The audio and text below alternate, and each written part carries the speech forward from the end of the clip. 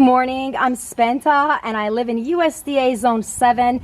Today I'm sharing some of my daylily blooms with you. They are very pretty and in abundance and will be in more so coming up in the future days. Daylilies are really gorgeous flowers, and this is the first year that I'm growing them. The reason I decided to grow daylilies is because I have bearded iris. So let me tell you a little bit about bearded iris. Bearded iris is hardy to my area. These beautiful green stems and leaves will actually remain green throughout the year. They only bloom for about a month to 2 months in the springtime. And I was wondering, what could I add that has similar type of style of leaf? As you can see right here, I'm thinking, what could I have added to this type of leaf that would be a similar leaf style pattern and produce flowers? Over here is some of my blackberries. So bearded iris, blackberries, and daylilies all follow one particular rule that I really like, and that is succession planting. I have made other videos on succession planting. Succession planting is really simple. In this case, it would be basically allowing your plants to grow from here, and in the springtime, next spring, for example, that bearded iris that has rhizomes, you can take cuttings from that.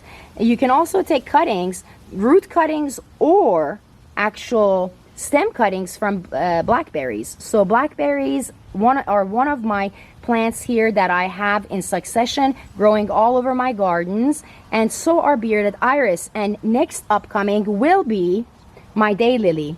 I will accent my bearded iris with daylilies because they are really gorgeous.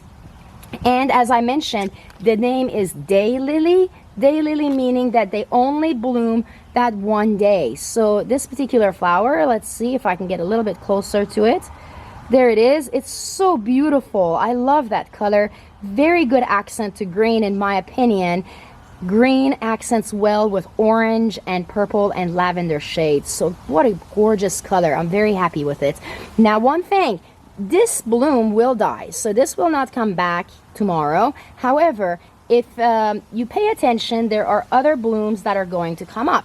One particular thing that I love about daylily is it follows the rule of dead head cuttings. What does that mean? It means that this flower, when it has dead heads and when some of the tubes, like for example this tubular, let's say this tubular, it finishes this flower and all its flowers. Well, if you take it and you cut it from here, it promotes this plant to produce more tubulars and more flower shoots will come up.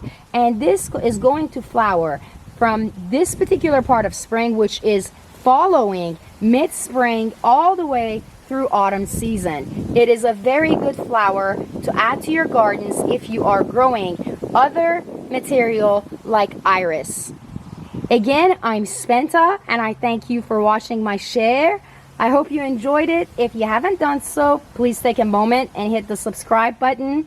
And don't forget to like and comment. I look forward to reading your comments. Wishing you a happy gardening and a beautiful day.